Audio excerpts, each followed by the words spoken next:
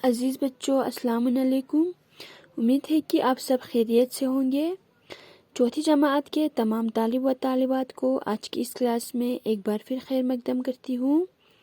بچوں، سبق نمبر 11واں پڑھ رہے تھے اور سبق کا نام ہے اونٹوں کی تقسیم۔ تو اس کا آدھا حصہ ہم نے پڑھ لیا ہے۔ اس میں ہم نے دیکھا کہ عنوان نام کا ایک شخص خوشحال کسان تھا۔ وہ اس کے پاس جو ہے کئی کھیت بھی تھے، باغات اور مکانات تھے، اور اس کے جو ہے 3 بیٹے بھی تھے، ٹھیک ہے۔ تو جو ہے عنوان چاہتا تھا کہ اپنی جائیداد جو ہے وہ اپنے بیٹوں میں اپنی زندگی میں تقسیم کر دے، لیکن خدا کا کرنا ایسا ہوا کہ اسے جو ہے وہ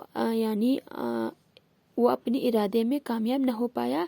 اسے جو ہے اجل نے آ گھیرا، اسے جو ہے موت آ گئی۔ جب اسے موت کا اندازہ ہو گیا تو اس نے اپنے تینوں بیٹوں کو بلایا اور کہا کہ میرا وہ آخری وقت آ گیا ہے، اب میرے پاس زیادہ وقت بھی نہیں ہے۔ میں تم سب سے ایک وعدہ لیتا ہوں، وہ یہ ہے کہ میری جائیداد میں سے بڑے بیٹے عبدالرحمن کو آدھا حصہ دینا، عبدالرحیم کو 1/3 اور 9واں حصہ لولو کو دینا، ٹھیک ہے۔ وہ اتنا ہی کہہ پایا تھا، اسے ایک زور کی ہچکی آ گئے اور وہ انتقال کر گئے، ٹھیک ہے نا۔ اس کے بعد جو ہے لڑکوں نے جو ہے باپ کے وصیت کے مطابق کھیت تھا، باغات، جو مکانات تھا، وہ سب باپ کے وصیت کے مطابق انہوں نے تقسیم کر لیا۔ آخر میں جو ہے 17 اونٹ بچے، اس سے جو ہے کس طرح سے تقسیم کرنا ہے یہ ان کی سمجھ میں نہ آئی، ٹھیک ہے۔ اب یہاں سے پڑھنا ہے بچوں، دیکھو یہاں پہ وصیت کے مطابق بڑے بیٹے عبدالرحمن کو آدھا حصہ ملنا تھا، 17 کا آدھا 8.5 ہوتا ہے، ٹھیک ہے۔ باپ کی وصیت کے مطابق جو ہے بڑے بیٹے کو عبدالرحمن کو کتنا ملنا تھا؟ آدھا، جائیداد میں سے آدھا ملنا تھا، تو اس سے جو ہے 17 کا آدھا ہوتا ہے 8.5، ٹھیک ہے۔ اب اونٹ کو آدھا کیسے بانٹے، ٹھیک ہے نا۔ اب اونٹ کو جو ہے آدھا کیسے کریں؟ منجلے لڑکے نے بڑے بھائی کہا، تمہیں تو یوں بھی ہم دونوں سے زیادہ حصہ مل رہا ہے، ٹھیک ہے۔ عبدالرحیم نے کہا کہ بڑے بھائی کو کہا کہ تمہیں تو ہم سے زیادہ حصہ مل رہا ہے، اس لیے تم آدھا اونٹ چھوڑ دو اور 8 اونٹ لے لو۔ کہا کہ اس لیے تم جو ہے آدھا اونٹ چھوڑ دو، صرف 8 اونٹ ہی لے لو۔ لولو بولا، سب سے چھوٹا بیٹا بولا، یہ تو وصیت کے خلاف ہوگا۔ کہا کہ یہ تو وصیت کے خلاف ہے، باپ کی وصیت کے خلاف ہے۔ منجلے نے کہا، پھر ایسا کرتے ہیں، ایک اونٹ ذبح کر کے غریبوں میں اس کا گوشت تقسیم کر دیتے ہیں۔ اور جو بیچ والا جو لڑکا تھا عبدالرحیم نے کہا کہ پھر ہم ایسا کریں گے، جو ایک اونٹ ہے وہ ہم کیا کریں گے، ذبح کر کے جو ہے اس کا گوشت غریبوں میں بانٹ دیں گے، جس سے والد صاحب کو بھی ثواب پہنچ جائے گا، ٹھیک ہے۔ جس سے ہمارے والد صاحب کو کیا ہو جائے گا، ثواب بھی پہنچ جائے گا، ٹھیک ہے نا۔ عبدالرحیم بولا، یہ بات بھی وصیت کے خلاف ہو جائے گی، یہ بات بھی وصیت کے خلاف ہوگا۔ غرض بہت دیر تک ان میں بحث و مباحثہ ہوتا رہا، لیکن کوئی حل نہ نکال سکا۔ جو ہے ان تینوں میں بہت دیر تک بحث ہوتا رہا، لیکن کوئی حل نہیں نکال پایا۔ اتفاق سے وہاں سے اونٹ پر سوار ایک دانا بزرگ کا گزر ہوا، ٹھیک ہے۔ اتفاق سے وہاں سے جو ہے ایک دانا شخص کا گزر ہوا۔ انہوں نے تینوں کو بحث میں الجھے دیکھا تو معلوم کیا کیا معاملہ ہے، ٹھیک ہے۔ تو اس شخص نے جو ہے تینوں بیٹوں کو جو ہے بحث میں الجھا دیکھ کر پتا کیا کہ کیا معاملہ ہے۔ تینوں بھائیوں نے ساری بات ان کو بتا دی۔ تینوں بھائیوں نے جو ہے اس کا جو معاملہ تھا ساری بات جو ہے اس شخص کو بتا دیا۔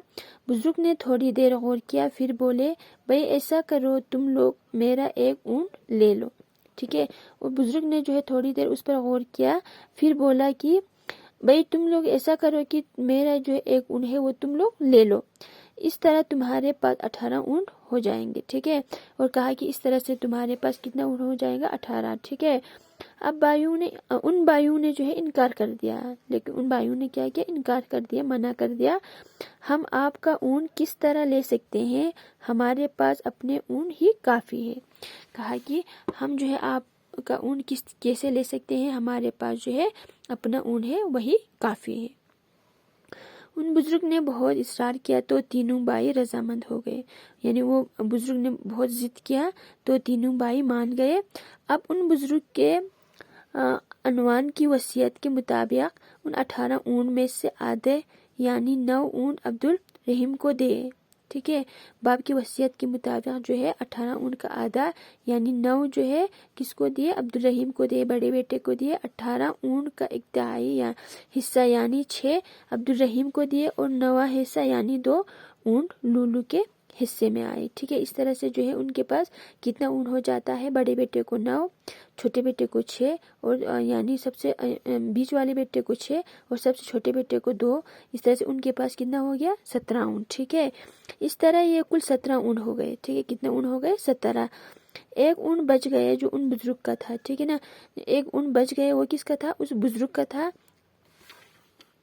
جس کی نگل جو ہے انہوں نے پکڑی اور اپنی راہ لے لی، جس کی جو ہے یعنی رسی انہوں نے پکڑی اور وہ چلے گئے وہ بزرگ۔ ٹھیک ہے، دیکھا بچوں ایک بزرگ نے اپنی دھنائی سے کس طرح ایک پیچیدہ مسئلے کا حل کر دیا، ان بھائیوں کو آپس میں لڑنے سے بچا لیا اور ان کا اونٹ بھی اب ان کے پاس ہی رہا۔ ٹھیک ہے، آپ لوگوں نے دیکھا بچوں جو ہے اس بزرگ نے، عقل مند بزرگ نے جو ہے کس طرح جو ہے اس مسئلے کا حل کر دیا، اب ان بھائیوں کو لڑنے سے بھی بچا لیا اور ان کا اونٹ بھی ان کے پاس ہی رہا۔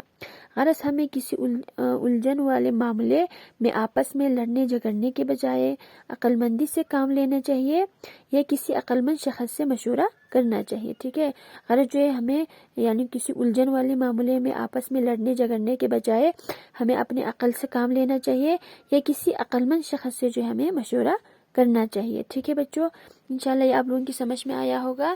آج کے لیے اتنا ہی، پھر ملیں گے، اللہ حافظ۔